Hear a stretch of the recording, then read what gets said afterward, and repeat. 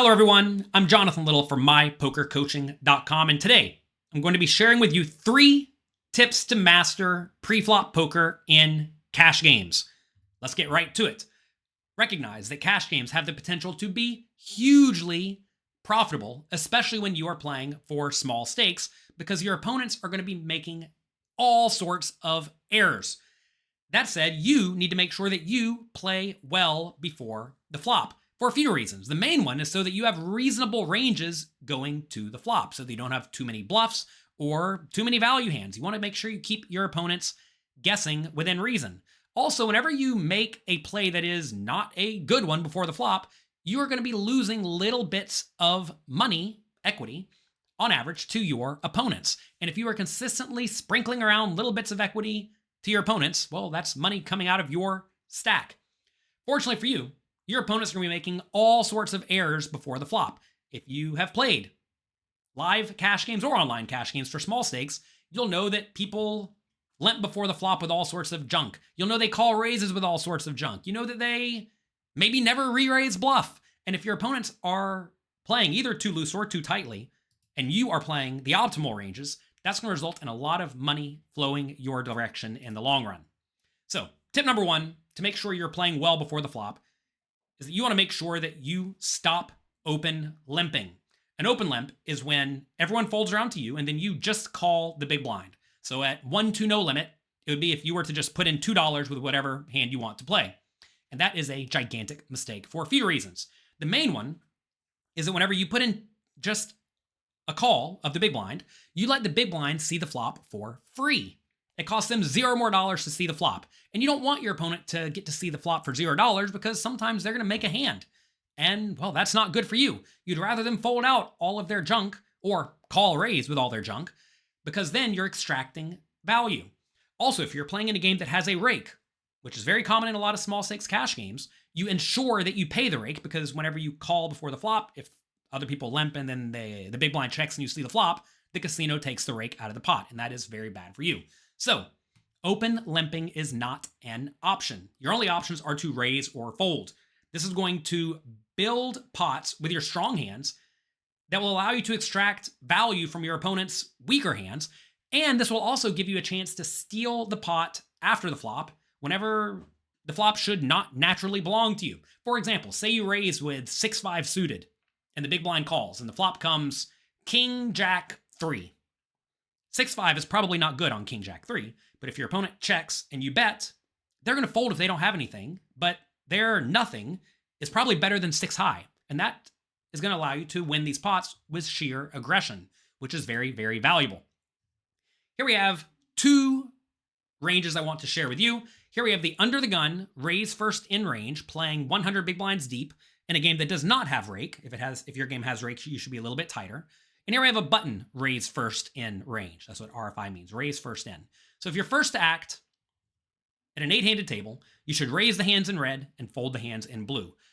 Notice no hands are limping. Limping is not an option. You may be surprised to see how tight this is, but that's because whenever you are first to act, you have to worry about all the other players at the table waking up with a hand.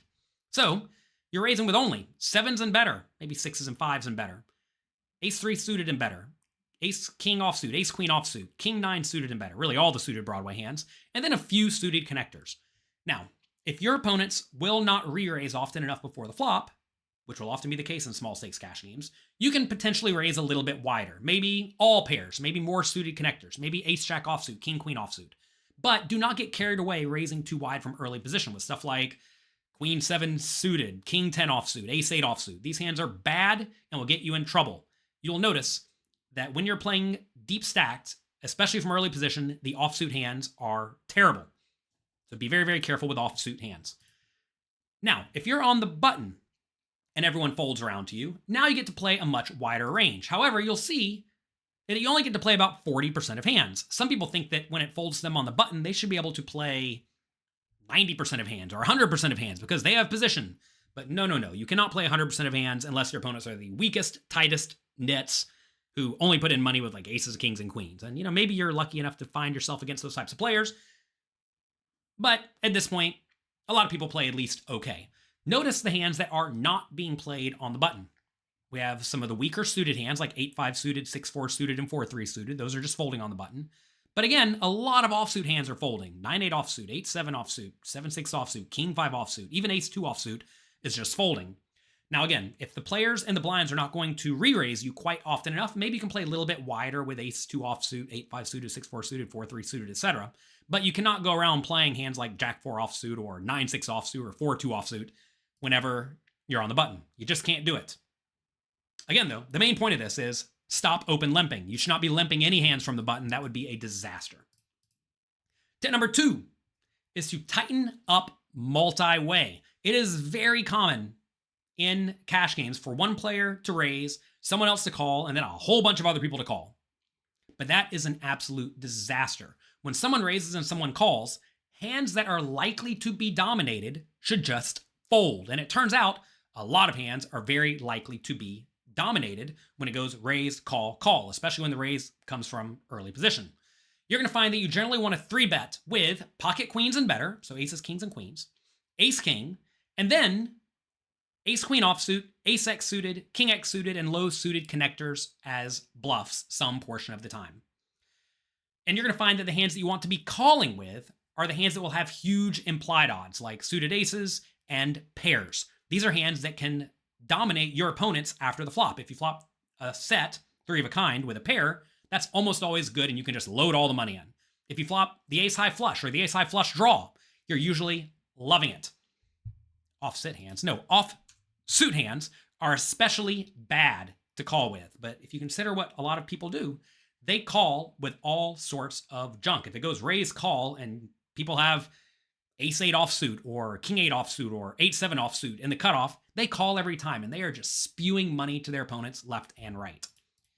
Here we have 2 charts. Here we have the button, so we're in position, versus a low jack raise. The low jack is under the gun if we were 6-handed, and a hijack call. Hijack would be under the gun if we were 5-handed. Take a look at what the game theory optimal strategy is. It is to re-raise aces, kings, queens, and ace-king, like I said, ace-queen offsuit, then some suited aces, some suited kings, and a few low-suited connectors. Notice the hands that are calling: pairs, some good suited aces, and some suited Broadway hands. And that's it. Now, maybe you do want to play king-queen offsuit and ace-jack offsuit, or 10-9 suited, 9-8 suited, 8-7 suited. That's probably reasonable enough, and it's going to be fine. But you cannot go around calling ace-9 offsuit, queen-10 offsuit, 9-8 offsuit, 10-6 suited. Calling these hands, even on the button versus a raise and a call, is a hugely losing proposition that's going to get you in a lot of trouble. What about if you're in the big blind? So low jack raises, hijack calls, what should you do in the big blind? Notice a lot of folding, especially with the offsuit stuff. We're re-raising queens and better, ace-king, ace-queen, suited and offsuited, king-queen, king-jack suited, queen-jack suited, queen-10 suited, ace-5 suited, and a few low-suited connectors. Notice what's calling. Again, lots of suited aces, suited Broadway hands, pairs, and suited connectors. Remember, this is when you get to actually call pretty wide because you're against a low jack raise and a hijack call, and you're closing the action before the flop. You may be shocked to see king-queen offsuit, ace-jack offsuit, king-jack offsuit, ace-10 offsuit, 9-7 suited, etc. folding, but they're just not that great of hands. Now, again, if your opponents are not going to play post-flop especially well, maybe they're going to be way too tight and passive, or maybe they're going to automatically pay you off every time you flop 2 pair or better. If that's the case, you can play wider, especially with the suited hands. Like, I would not fold any suited ace or perhaps any 2 cards 9 or higher that were suited against most people, and I would call all the suited 1-gappers like 10-8, 9-7, 8-6, etc. But again, I don't think you can justify calling stuff like queen-6 suited, 9-6 suited, and especially the offsuit hands like ace-10 offsuit, jack-10 offsuit, 9-8 offsuit. These are going to get you in a whole lot of trouble. You probably can play king-queen and ace-jack. I think those are certainly reasonable, but all the other offsuit hands are just not good. Out of position, when you're likely dominated, you have to be very, very cautious. Tip number 3 is to tighten up versus 3-bets. Many small 6 players only 3-bet with their best hands. They do not 3-bet nearly as wide as they should, especially with the bluffs. So when they 3-bet, play tightly, especially when you are out of position. You're going to want to make a point to fold hands that are highly likely to be dominated, especially the offsuit ones. I cannot make it any more clear. When you're playing deep stacked, 100 big blinds or more, offsuit hands are just not that good. Recognize that you do not make money with dominated hands from out of position against strong ranges. All three of those things are terrible for you, so you have to be tight. Let's take a look at two scenarios. Here we have the under the gun raise. So you raise under the gun, and then the low jack 3-bets you. And here we have you raise the cutoff, and the button 3-bets you. So let's take a look at this spot where you have to be really tight first. Under the gun versus the low jack 3-bet. Notice we are 4-betting aces, kings, and ace-king offsuit. And that's about it. Maybe a little bit of ace-5 suited, ace-jack suited, ace-king suited. Then we're calling ace-king suited, ace-queen suited, queens, and jacks. Some suited connectors and pairs. And that's about it. And then we're folding everything else. You may say, why are we folding hands like ace-queen, king-queen suited, ace-9 suited, queen-jack suited? Notice even pocket tens folds a lot. I would probably not fold any of the pairs here. I would call every time with all the pairs. But I would be folding king-queen offsuit for sure. Ace-queen offsuit probably. King-jack suited, ace-x suited. Because when you raise from early position, you're saying you have a really strong range. So if you have a really strong range, and then your opponent wants to re-raise you in a relatively bad position, they have to have a really strong range. So in that case, you're highly likely to be dominated. And if you're highly likely to be dominated, you need to fold a ton. And if you did raise wider than perhaps the initial game theory optimal raising range, because, you didn't expect to get 3-bet all that often, well, when they do 3-bet, you should be perhaps folding, you should be folding all of those hands that you decided to raise that were a little bit loose to begin with. Like say you raised with ace-jack offsuit, king-jack offsuit. Let's just pretend that's what you did. You should definitely fold those hands. Notice, though, the hands that do opt to continue. Notice 7s, 6s, and 5s, and 6-5 suited call every time. If you did happen to raise 4s, 3s, 2s, you should probably call with those because you're, like with pocket 4s, your opponent's probably not re-raising with a whole lot of hands containing a 4, so you are more likely to flop 3 of a kind, compared to with a hand like pocket 10s, because whenever you have a hand like pocket 10s, your opponent will be re-raising some hands containing a 10, and then you're less likely to flop 3 of a kind. So it's going to have worse post-flop playability despite being a better pair. That said, I would call all the pairs and just try to flop a set and go from there. Let's take a look at cutoff versus a button 3-bet. This is when you can be the widest. So notice now we are 4-betting again. Queens and better and ace-king. Ace-queen offsuit as a bluff. Some ace-x suited and king-x suited that are on the cusp of playability as a bluff. And then we are calling with all the hands that flop well enough. But we're folding all the offsuit stuff that we did opt to raise and a lot of the king-x suited and junkie suited connected hands. Again, a lot of people, they just call all this stuff. If they raise the cutoff in the button 3-bets, they call literally every suited hand here, and that is a mistake. You're going to find that these hands are highly likely to be dominated, and if you're highly likely to be dominated, you have to get out of the way. So make sure you are not calling the 3-bets, especially against tight 3-betters, especially when you're out of position with a range that is far too wide. That's going to get you in a lot of trouble. And a big takeaway is offsuit hands are bad. Okay? You raise offsuit hands, they 3-bet you, fold.